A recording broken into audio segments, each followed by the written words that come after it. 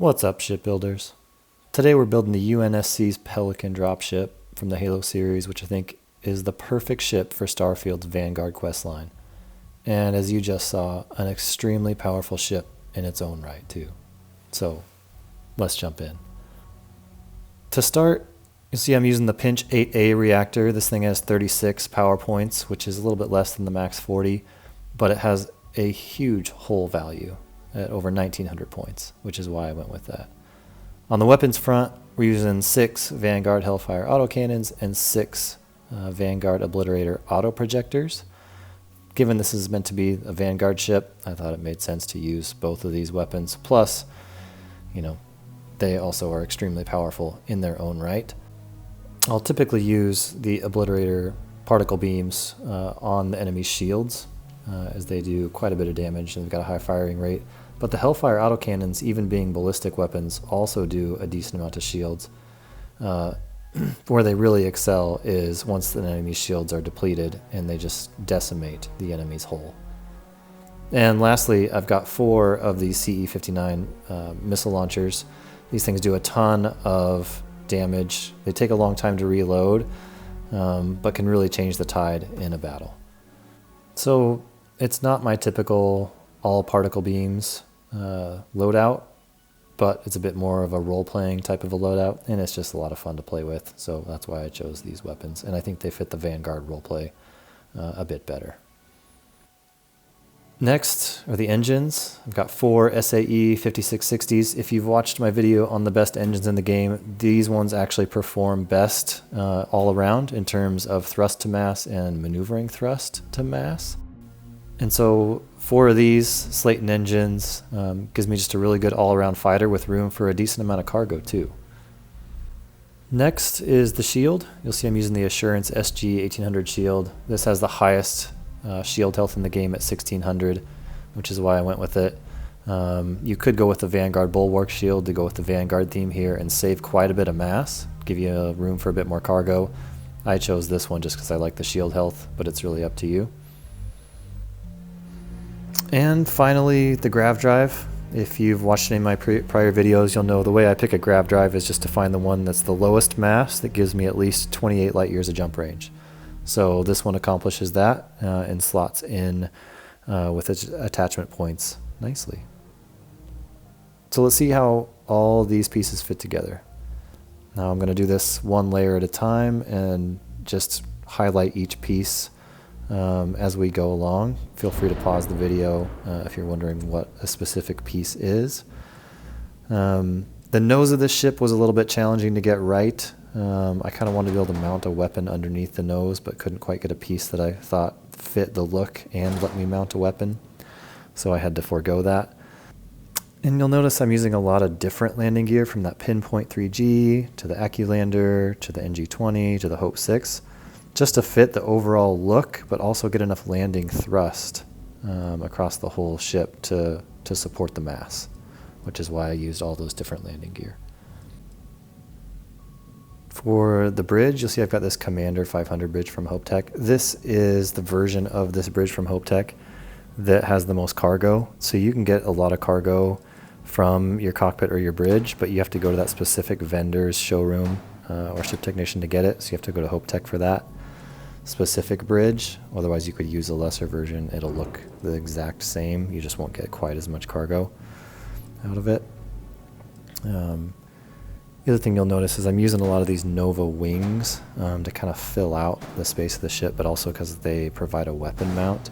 So fitting all 16 of these different weapons on the ship was kind of a challenge. The 6 Hellfires, the 6 Obliterators, and then the missiles. The other thing is these Stroud noses, you'll see, also have a weapon mount on the sides of them, which is kind of nice, which is also why I went with those. So fitting the weapons on was actually kind of a different challenge for this build.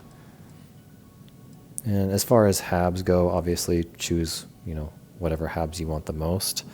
I like to have at least 4 crew members on my ship, plus a workshop if I'm going to carry some cargo. And so I'll usually go with those.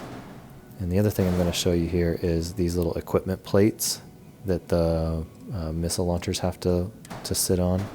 That's how they attach to those Stroud pieces. So you have to make sure that you can find some of those. The configuration of these Habs does actually, I mean, obviously you'll have a ladder, but you should have just one single ladder from the landing bay all the way up to the docker, which is kind of nice. You won't have multiple ladders to deal with. And then, obviously for cargo, you can mix and match, put around however much cargo you want. I tried to keep my total mass such that my mobility was still 100. So for these engines, for these Slayton engines, I think you gotta be below 1797, somewhere in there, total mass for these. But obviously it's a personal choice.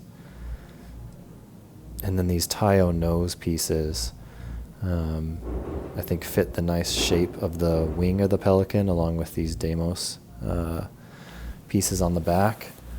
But it was a bit tricky figuring out just how to get all these things to mount together, just like the Pelican was with a vanilla build. And so I think these wings accomplish it nicely, but you're kind of mixing and matching different vendor ship parts to get that to work. And again, if you noticed it there, those missiles that sit on the engines have an equipment plate mount on them too, just to get those to fit. So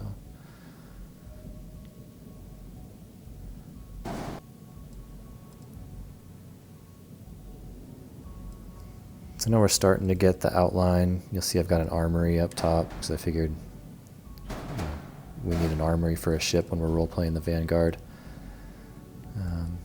And then these pieces kind of fit out the rest of the shape of the front half of the ship.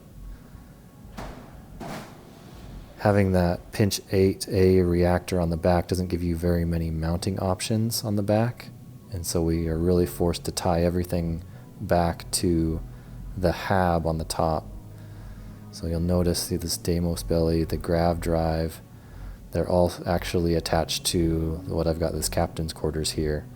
And that's really the one connection point holding the back of our ship together. Just because we've sandwiched the reactor right into the middle. Now I've got some shielded cargo in case you want to haul some contraband, and then just one fuel tank on the other side. We really don't need that much fuel to jump from one side of the galaxy to the other because I've got a maxed astrodynamics skill. If you put Sarah Morgan on your crew, you'll have even more distance that you can jump with less fuel as well. So, and then a little bit more cargo, which actually I think fits the shape of the kind of the rear tail of the ship, plus adds a lot of cargo. I think I've got 1,000 cargo with this piece. And the Nova Cowlings on the back, which have 2 weapon mounts on the top. They actually have 2 on the bottom too if you wanted to put some additional weapons on the bottom.